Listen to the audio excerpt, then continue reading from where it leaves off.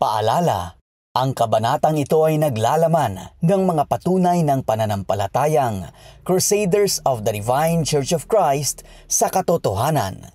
Sa ating paglutas sa mga misteryo sa likod ng salaysay na ito, ihanda niyo ang inyong mga sarili, buksan ang inyong isipan sa rasyonal na diskurso.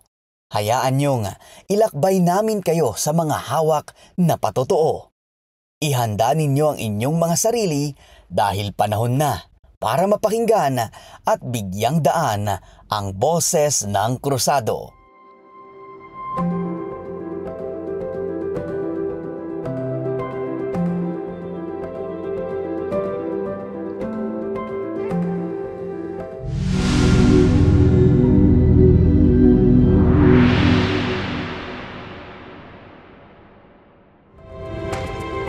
Bilang isang krusado, marami akong naririnig na mga tanong patungkol sa ating pananampalataya na hindi na bago sa ating mga krusado. Marami ang nagtataka sa mga aral at turo ng ating pananampalataya katulad ng Pasko ng Krusado sa Setyembre at paggamit ng dalawang pahalang na krus. Samahan niyo akong tuklasin at alamin ang isang misteryo na magbibigay liwanag sa ating kaisipan. Ako si Nuemeros Fernandez mula sa Archdiocese ng Ilocos Norte. Ito ang CDCC Podcast, Timek ti Krusado. Sa mga nagdaang episodes, nalaman natin ang kasaysayan ng krusado. Bakit ang pananampalatayang Crusaders of the Divine Church of Christ ang siyang totoo? At ang mga aral na iniwan ni Monsignor Dr. Rufines Magliba na ating ipinapalaganap dito sa mundo. Nalaman din natin ang mga karanasan ng ibang kapatiran natin kasama si Apo Lakay, mga kababalaghan na nakapanggilalas at mga kwentong kapupulutan ng aral. Sa episode na ito, ating tutuklasin ang isa na namang misteryo sa ating pananampalataya, ang pagdiriwang natin ng Holy Spirit Day tuwing huling Sabado at Linggo ng Abril. Ang makakasama natin ngayon ay ang Arsobispo ng Ilocos Norte Archdiocese. Siya ay 66 na taong gulang at 49 na taon na sa serbisyo. Hindi ko na patatagalin ang ating panauhin ngayong araw na ito, walang iba kundi si Monsignor Victorino T. Bernardino Jr. Maganda at mapagpalang araw, Apo, at maging sa ating mga tagapanood. Mapagpalang araw din sa iyo, Madam Noemi. Gayon na rin sa lahat ng nakapapanood nitong episode natin na umaabot din sa kabilang dako ng mundo. Mapagpalang araw po sa inyo. Napakatagal niyo na po sa serbisyo, Apo. Sino po or ano po yung nag-udyok sa inyo para pumasok po bilang isang seminaryo? Isang Semana Santa, taong 1973 ng Abril, nagkipagdinig ako ng propesya. Sabi ng busis, O ang Diyos Ama, pagdating ng araw, awan to serbi ti adal anak ko. Yun ang sinabi ng propesya. Ang sinabi na yun ng propesya ay naiukit sa aking isipan. Sa panahon na yun, ako ay nasa 2 taon na ng sekundarya. Dahil doon ang pag-aaral ay nawaglit na sa aking isipan. Gusto ko na magpare, pero ayaw ng aking mga magulang. Sa kagustuhan ko na magpare, ako ay naghanap ng pagkakitaan upang may pambili ng sutana. Nakita ang aking mga magulang, aking pagpupursige na magpare, kaya pumayag din sila. At dinala nga ako kay Ama Monsignor Dr. Rufines Magliba at ina Nuestra Señora Silvia Vilina Maglibang. Nakakamangha naman po ang kwento nyo, Apo. Sa mga pagsubok na inyong napagtagumpayan, ano or sino po ang kinapitan ninyo sa mga pagkakataong iyon? Totoong hindi madali ang pagpasok sa seminaryo. Kagaya sa nabanggit ko kanina, kinakailangan kong magtrabaho upang makabili ako ng aking sutana. Bagamat ganun, pinagtibay ko ang aking pananampalataya kay Apo Monsignor Dr. Pilis Magliba. At siyempre, dahil gusto ko rin ang pinasok kong larangan. Kaya't marami kaming mapupulot na aral galing sa iyo, Apo. Sabik na po akong matuto at madagdagan ang kaalaman patungkol sa ating pananampalataya. Sige, dahil sabik na rin akong magbahagi ng aking nalalaman sa inyong lahat. Isa po sa madalas kong naririnig na katanungan ay bakit po natin tinatawag na Monsignor o Doktor si Apo Lakay, Apo? Si Apo Lakay ay tinatawag na Monsignor dahil nagtayo siya ng isang simbahan na pinangalanang Crusaders of the Divine Church of Christ Philippines bilang Supreme Head o Puntip, isang pinuno at isang ama ng simbahan na nakarehistro sa Pilipinas na may mga ecclesiastical na orden gaya ng mga arsobispo, obispo, pare at mga ministro. Siya ay tinawag Monsignor dahil siya ay pinakamataas sa pananampalataya at ang ecclesiastical order, ang Supreme Pontiff, ang pinakamataas na pinuno at ang Diyos, ang pinakamataas na pare sa dambana ng Diyos. Siya ay tatawagin doktor dahil siya ay nagpapagaling sa anumang karamdaman at nag-aalis ng ngipin sa pamagitan lamang ang kanyang mga daliri nang walang gamot.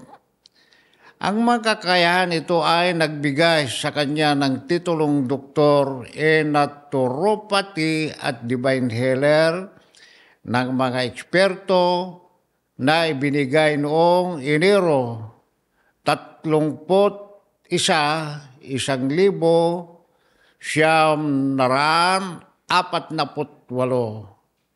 Binigyan din siya ng sertipiko ng Physicalist Medicine Doctores Honoris kaysa nang hindi nag-enroll sa anumang universidad o paaralan. Ang mga titulong ito ay ibinigay upang parangalan ang mga kapangyarihan at mga himala ng Ama, Monsignor Dr. Pilis Magliba sa kanilang nasaksihan. Taong 90s ay nagsimula na si AMA-RSM na magpakita ng kababalaghan. Noong mga panahon na iyon, Apo, ay inilantad na po ba ni Apo Lakay na siya ang Diyos Espiritu Santo, Apo? Talagang ipinakita niya ang kanyang pagka-Diyos. Sa mga panahon yun, itinatag ang pananampalataya, Crusaders of the Divine Church of Christ, at tinupad ang mga bilin ng Diyos Ama. Ngunit ang sabi nga ni Apo Lakay na kahit ang kanyang pamilya sa pamagitan ng laman ay hindi nalalaman ang kanyang tunay na katauhan. Ngunit noong ikasampu ng Enero taong 2003, kanyang inilahad buong krusado at mundo sa pamamagitan ng kanyang testamento, ang kanyang katauhan na siya ang katawang ng Diyos, ng Ama, pinaghayagan ng Diyos Ama ang mga aliw, anak ng tao, ang Espiritu Santo, tunay na landas ng buhay, tunay na tinapay ng buhay, tunay na batis ng buhay, at ang tunay na ilaw sa sanlibutan, na pumarito at nagkatawang tao. Inilantad na niya ang lahat maari sapagkat malapit nang lumisan ang kanyang pisikal na katawan sa mundong ito at siya'y babalik na sa orihinal na anyo bilang Espiritu Santo. Hindi habang buhay na riyan ang pisikal na anyo ng pangalawang mga aliw kagaya ni Apo Isus, ang anak ng Diyos. Nagkatawang tao, nagsakripisyo at lumisan sa mundo ito, gayon paman ipinasulat niya ang kanyang testamento at marami ang iniwang aral at tagubilin ni Apo Lakay sa mga krusado. Isa lamang ang ibig sabihin niyan, anak, na hindi natin mapipigilan ang plano ng Diyos. Kung ano man ang mangyayari ay dapat na mangyari. Madaling araw yun ng 26 Abril taong 2008, araw ng Sabado, nang siya'y tuluyan nang bumalik sa kanyang orihinal na anyo bilang Espiritu. Kaya po pala, Apo, ay ang araw na ito ay ating pinagdiriwang. Bagamat may kalungkutan noong una, ay atin ring isineselebrar ang kagilagilalas na kalwalhatian ng Diyos Espiritu Santo. At ito'y tinawag nating Holy Spirit Celebration. Noong naitatag na po ang pananampalatayang krusado, mayroon na po ba tayong Holy Spirit Week, Apo? Noong mga panahon na itinatag ni Apo Lakay ang ating pananampalataya, hindi pa tayo nagdiriwang ng Holy Spirit Week. Kung gayon po, Apo, kailan po tayo nagsimulang ipagdiwang ang Holy Spirit Week? Taong 2008, noong nawala ang katawan lupa ni Apo Lakay, kaya tayong mga krusado ay nagumpisang ipinagdiwang ang Holy Spirit Day noong ika-26 ng Abril taong 2009. Ngayon, termino ni French Estrellito Bibagliba ay nagsimula rin tayong silibra ito sa araw ng Sabado at Linggo sapagkat noon nangyari nga ang paglisan ay nangyari ito sa madaling araw ng huling Sabado ng Abril. Kung ganoon po, Apo, mula 2009 hanggang ngayong 2024, ilang taon na po tayong nagdiriwang ng Holy Spirit Week? Kung ating bibilangin ngayon, taon na, ito ay ika-16 na taon na tayong nagdidiriwang ng Holy Spirit Week.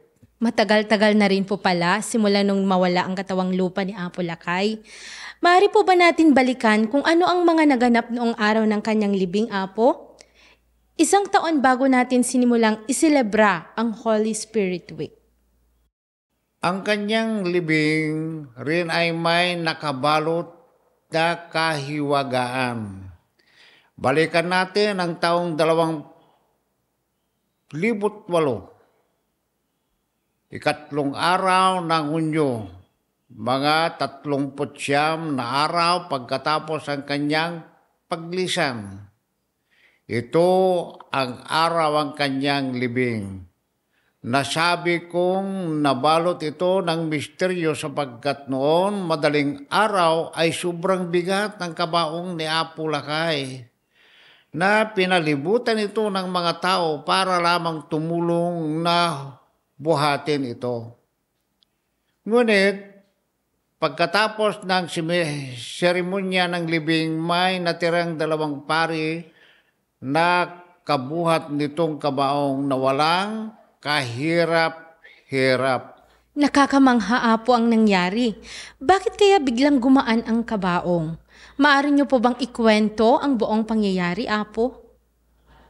Saktong 3:00 ng madaling araw ay kinakailangan ilipat ang kanyang kabaong sa karro na ginawa ng punerarya. Ito may 6 na hawakan niya, kaya 6 rin ang honor guard ang tinawag upang buhatin ito. Ngunit nung dahan-dahan nilang binuhat ang kabaong ay nahihirapan sila, na maski ang mga taong nagbibigil ay tumulong na rin. Pinalibutan ng kabaong ng tao. Saksi rin dito si Apo Robert Magliba Sr. At nang dahan-dahan nilang inilapag ito sa karro, ay biglang tumagilid ang karro. Nang pagdakay, hinawi ang tila na palibot sa karro at sinilip ng isang inhenyero na si Engineer Perfecto Lagi ang baba, at nakita niyang pumutok ang gulong at naunat ang spring ng karro, kaya ito'y tumagilid. Yan ang batayan kung bakit nasabing sobrang bigat ang kabaong. Sa katunayan ay sobrang ganda raw ng karro. Kaya nagtataka silang lahat, bakit paglabag ng kabaong nito ay nasira agad. Napaka-interesting po pala ng mga bagay na nangyari noong mga panahon na iyan, Apo. Tiyak na hindi makapaghintay ang mga nakikinig at mga manonood sa mga oras na ito. Sa mga panahon na iyan, may mga mahalagang bagay pa po bang nangyari, Apo? Mayroon pa, Madam. Noong panahon na yon, kinausap ni Apo Prinsesa si Apo Lakay na pahintulutan sana na siya ilagay sa karro. Kaya noong mga 4:00 ng umaga, nang maayos na ang karro, ay muling inilagay ang mga tao ang kabaong sa karro. At wala naman nang maging problema. Mabigat daw ang kabaong, sabi ng mga tao, pero normal na bigat na lamang. Wow! Kapanapanabik na pangyayari. Mula sa pagbubuhat pa lang ng kabaong, tila bagay na babalot ng malaking misteryo. Maraming tao ang nagbuhat dahil sa sobrang bigat. Pero hindi naglaon, nung kinausap si Apo Lakay, bigla na lamang naging normal ang bigat nito. Lubhang kamangha-mangha. Maliban po dyan, Apo, may karagdagang kwento pa po ba sa pangyayaring naganap noon? Mayroon pa, Madam. Madilim pa lang, nariyan na ang mga tao para sa libing ni Apo Lakay. Inilibot ang kabaong sa central site hanggang pinasok ito mula sa likod ng kumbinto at niresponsuhan sa mga harap ng fountain. Sa mga panahon yun, ang mga binibilin ni Apo Prinsesa na pag-usapan nilang magkakapatid na anak ni Apo Lakay na kung tawagin ay the Royal Cabinet. Ibinilin ni Apo na tumawag ng 6 na paring may katamtaman laki dahil papasok sila doon sa nicho upang magbuhat ng kabaong. Kaya nagkataon kung sino ang malapit kay Padre Lagi ay sila ang tinawag niya. Si Padre Lagi at Engineer Rolex Magliba noon ang naatasan sa paggawa ng nicho. Ganoon po pala, Apo. Nagawa rin pala nating ilibot si Apo Lakay. Sumaliban pa sa pangyayaring iyan, Apo, may maidadagdag pa po ba kayo? Kasi parang gusto ko pang malaman ang mga bagay na nangyari noon. Panigurado, Marami ring mga kabataan ang nagnanais na malaman pa ang mga bagay na naganap dahil tulad ko, wala nang nakasaksi sa panahong iyon. Sa mga pangyayari na yan, Madam, ito pa ang karagdagan ang nangyari. Pagkatapos, responsuhan ang labi ni Apulacay, binuhat ito ng mga arsobispo papuntang Nitso kung saan nakahanda na ang mga nakasutanang pari sa loob. Nariyan si Obispo Guadencio Pagirigan Sr. at Obispo Placido Corpus Jr. Noong sa labasan na sila tumutulak sa harap ng Nitso, nariyan naman sina Padre Bernie Sierrandi Manmano, Padre Mervin P. Catel, Padre Loniceto Pisco, at ang late Padre Ireneo Lamao sa loob ng Nitso na maghahanay sa kabaong. Nagbigay sila ng hudyat upang buhatin paunti-unti ang kabaong papunta sa loob. Noong naigit na ang kabaong sa Nitso, sumilip si Apo Prinsesa. Tinanong kung bakit nakasentro ang kabaong kasi daw si nanay o si ina bakit ay kinakailangan ilagay sa kanan ni Apo Lakay. Ganoon po pala ang nangyari, Apo. Ano po ang ginawa nilang solusyon upang mailipat ang kabaong pakaliwa ng unti? Hindi ba ang bigat-bigat ng kabaong, Apo? Sinabihan ni Engineer ang dalawang padre na si Padre Catel at Padre Manmano na natira doon sa Nitso na huwag munang lumabas. Sabi niya, ano sa inyo, Padre? Dahan-dahan nating ilipat, isa sa dulo, isa sa kabila. Dalawa lamang silang nagbuhat na maniniwala ba kayo pag sinabi kong nabuhat nila? Actually, pati ang dalawang padre, ang engineer, ay nagulat at hindi rin makapaniwala. Nabuhat nila. Mga 1 foot o isang laurel ang kanilang paglipat sa kabaong na para bang walang bigat na nabubuhat. Pagkatapos naman, noon ay nilagay rin ang kabaong ni Ina Bakit. Nakakamangha, Apo. Paniguradong maraming mga kabataan ang nakapulot na naman ng katotohanan tungkol sa mga pangyayari noon sa buhay ni Apo Lakay. Sa mga nangyari noon, may mga misteryo pa bang maidaragdag, Apo? Actually, may nagsabi kay Engineer Rorix na isang babae sa kumbinto na naginip raw siya na sinabi ni Apo Lakay na ang dilim naman dito. Kaya ito ang naging inspirasyon ng glass block enclosure na double walling sa harapan. Tapos may 40 cm sa pagitan nito sa paglalagyan ng lapida. Sa pagitan nito ay fluorescent lamp na mahaba.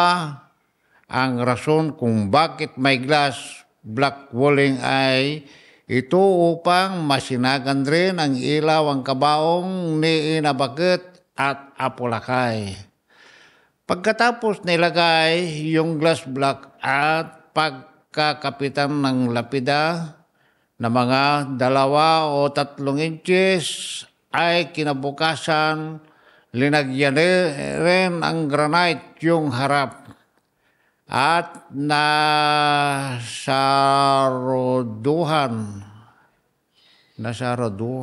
na rin ang Nitso. Noong Ama Kumbensyon 2023, rin ay nasabi rin ang misteryo doon sa granite kung bakit may biyak-biyak o mga hairline cracks.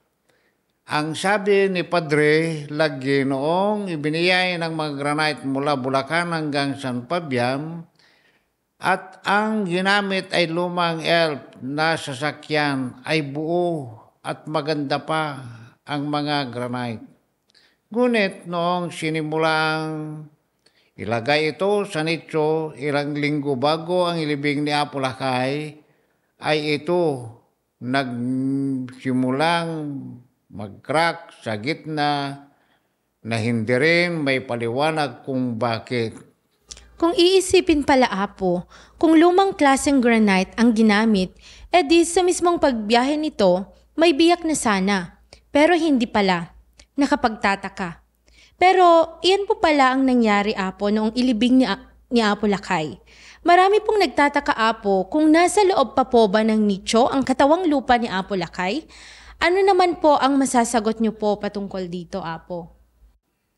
Marahil ay nagkaroon ng ganyang katanungan at pagdadalawang isip sapagkat noon ay mahigit kumulang 10 tao ang nagbuhat sa kabaong ay sila nabibigatan nasa kabaong. Ngunit pagdating sa loob ng nicho ay nakaya ng 2 padre na buhatin ang kabaong.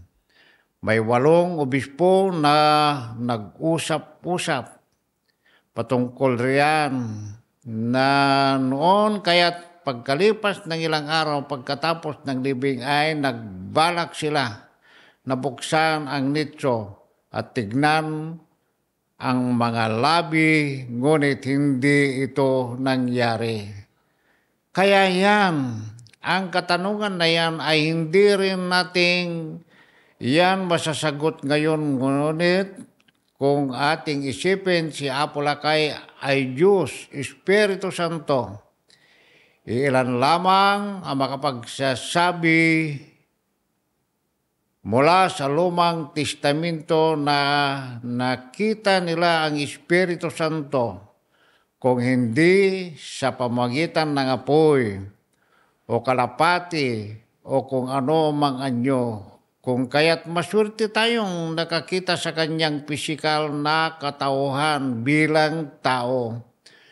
Kung tayo'y naniniwala na si Apo Monsignor Dr. Pilis Magliba, ang Diyos Espiritu Santo, maniniwala rin tayo na dahil nga ang kanyang pisikal na anyo ay lumisan na, ngunit siya ay bumalik sa kanyang orihinal na katawan bilang Espiritu, isa sa persona ng Diyos. Ayan, nalaman natin ang kwento sa likod ng libing ni Apo Lakay. Ano po yung mga bagay na magmula noon hanggang ngayon ay makikita pa rin sa ating mga krusado tuwing ipinagdiriwang natin ang Holy Spirit Day, Apo? Isa siguro yan ang pagkakaisa natin.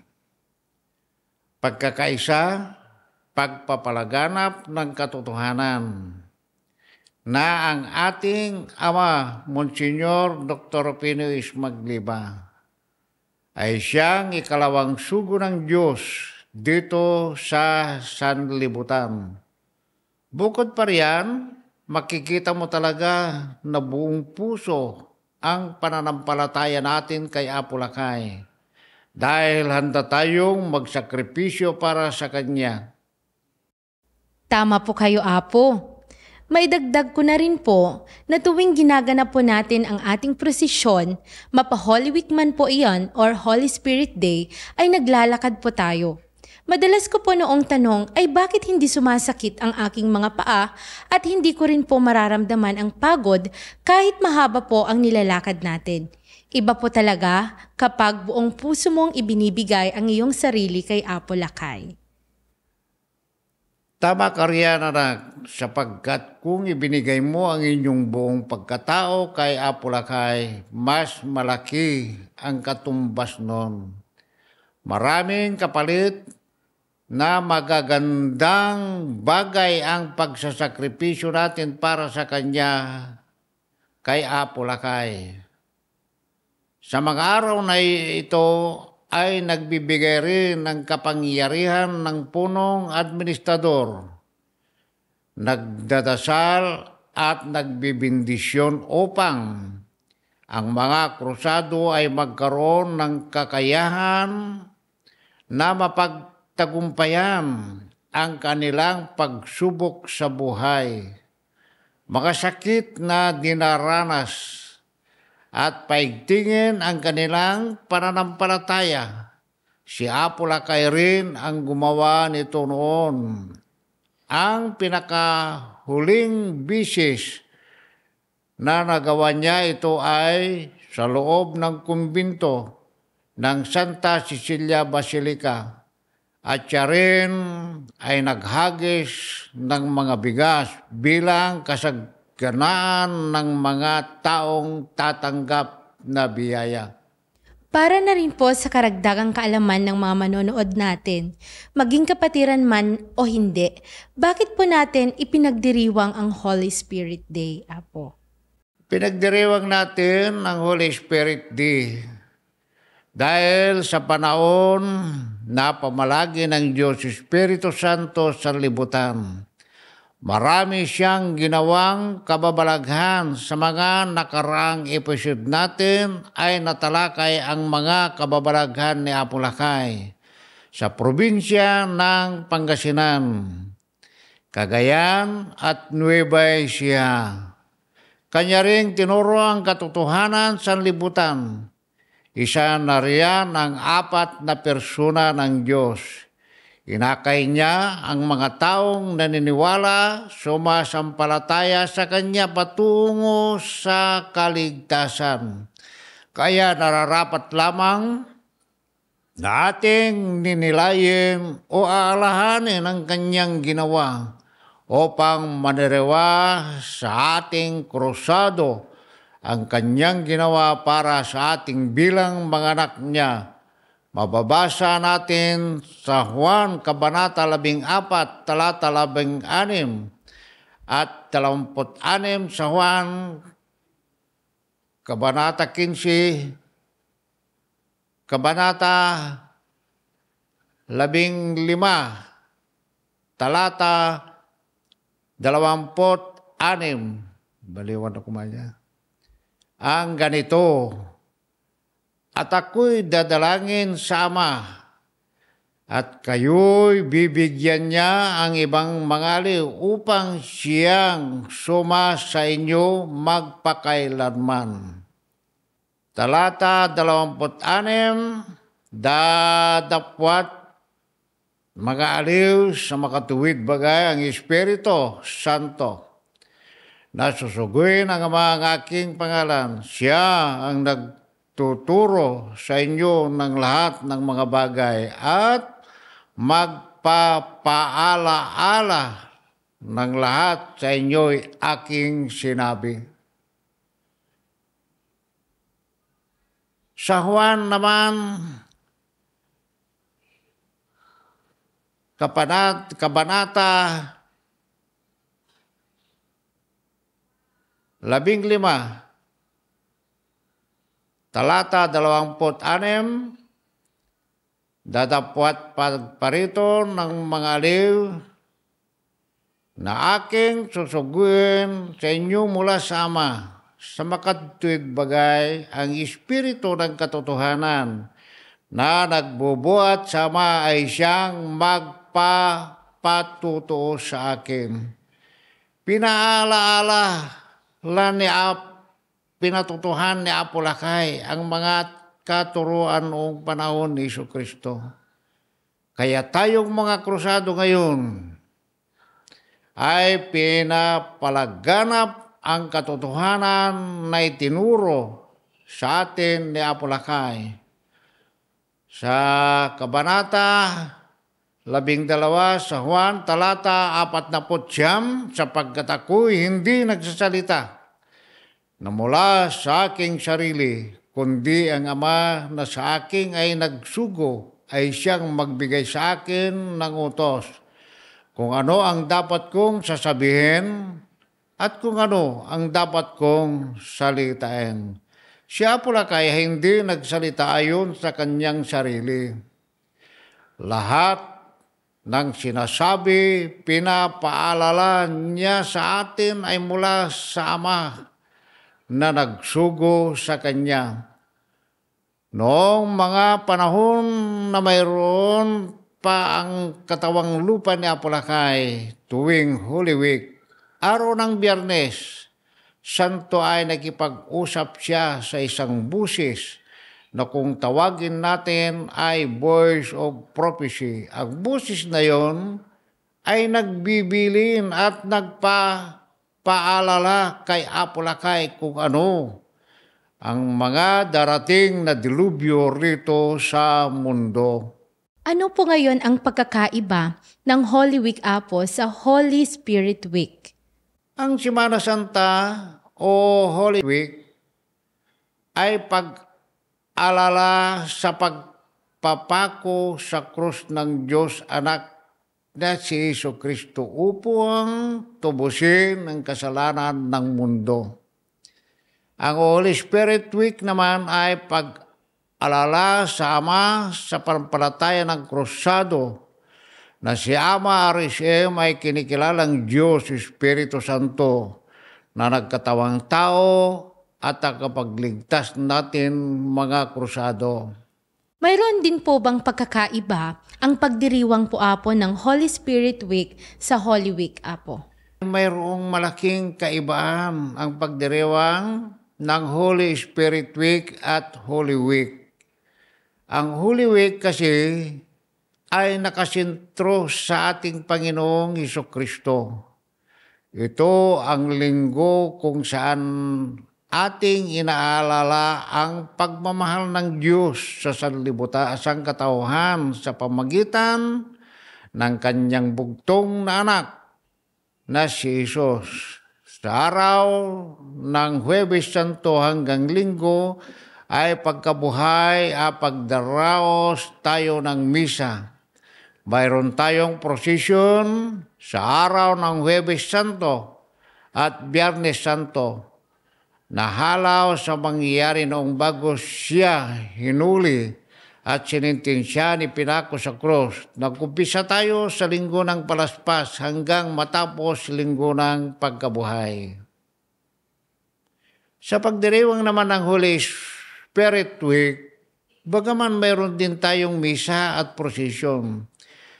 Dito kasi nakatuon tayo kay Apo Monsignor Dr. Pilis Maglibang. Ito ang araw kung saan bumalik sa orihinal na inyo ang Diyos Espiritu Santo, kaya ating itong ipinagdiriwang. Karagdagan pa riyan, mababasa natin sa Kolosas, Kabanata 2, Talata 5, ang ganito, sapagkat bagaman sa laman ako'y wala sa harap. Gayon may nasa inyo ako sa Espiritu, nagagalak at nakikita ko ang inyong ayos at ang katibayan ng inyong pananampalataya kay Kristo. Wala man ang laman ng ating Ama, Monsignor Dr. Pilis Magliba, ay nasa atin ang kanyang Espiritu.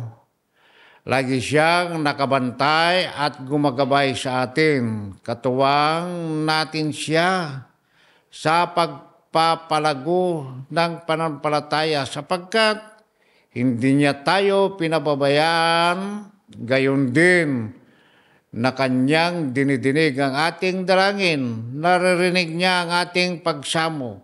Hindi man natin makikita ngunit sa tuwing nanghihina tayo, nariyan siya para sa atin. Nakatutuwang isipin, Apo, na kahit hindi natin nakikita si Apo Lakay, ay patuloy niya tayong inaalalayan sa mga desisyon at mga nais nating gawin sa buhay. Tama ang sinabi mo, anak. Gayon man, mas nakatutuwang isipin na kahit hindi natin nakikita si Apo Lakay, ay naniniwala tayo sa kanya. Nakasaad nga sa Juan Kabanata 20, talata 29 ang ganito. Sinasabi sa kanya ni Jesus, sapagkat ako'y nakita mo ay sumampalataya ka.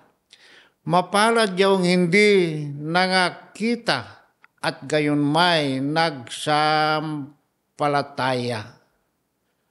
Kaya ako'y nagagalak sapagkat patuloy nating pinauunlad ang ating pananampalataya kay Apolakay. Kahit hindi natin siya nakikita, nakatutuwag ipagmamalaki ang kabataang krusado na bagamat hindi nila nakita si Apolakay ay naniniwala, sumampalataya sila ng buong puso. Tama po kayo, Apo. Marami man ang pagsubok sa panahon ngayon, ngunit mas pagtibayin sana natin ang ating pananampalataya. Labis akong nasasabik na makita ang ating mga kapatiran mula sa ibang panig ng bansa na narito sa tahanan ng ating Ama, Monsignor Dr. Finish Magliba at Ina Nuestra Señora Cilia Bilina Magliba. Paniguradong ang mas nananabik ang ating Ama at Ina sa pagdagsa ng kanilang mga anak. Dahil sino ba naman ang magulang na hindi natutuwa kapag umuwi ang kanilang mga anak sa kanilang tirahan. Pinapahayag ang pananabik sa araw ng Holy Spirit Day.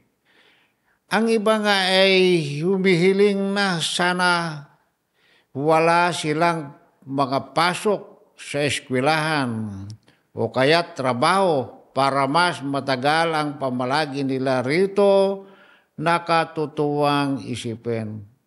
Ayan nga, at ating napakinggan at tayo ay naliwanagan patungkol sa araw na ito.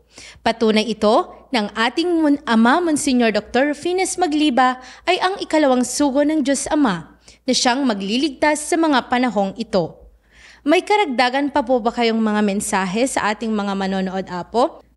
Muli, maraming salamat po sa lahat ng mga nanonood. Sadyang napakagandang programang ito ng ating pananampalataya sapagkat dito mas may pahayag natin ang katotohanan. Kaya maraming salamat din sa programang ito. Ang CDCC Podcast, Timothy Cruzado at kay Prince Trilieto B. Magliba, CDCC Overall Administrator, Apolakay, power is now limitless. Hindi ang kamatayan ng ating pinagdiriwang, kundi ang buhay na kanyang linakbay sa mundong ito kung saan tinuro niya sa atin kung ano ang katotohanan. Ang kanyang sakripisyo ay lamang ituro sa atin kung ano ang tama, kung paano tumahak sa tamang landas patungo sa karihan ng Diyos. Maraming salamat, Apo Bernardino, sa lahat ng aral at mensaheng ibinigay niyo po sa amin. Maraming salamat rin, Apo, at tinanggap niyo po ang aming paanyaya na kayo ang maging bisita namin sa special podcast episode na ito. Naway nga, itong pagsasakripisyo natin upang maipagdiwang ang Holy Spirit Day ay maging matagumpay at puno ng biyaya. Magkikita-kita tayong muli sa susunod na episode. Ako si Nuemeros Fernandez, ang iyong lingkod sa episode na ito.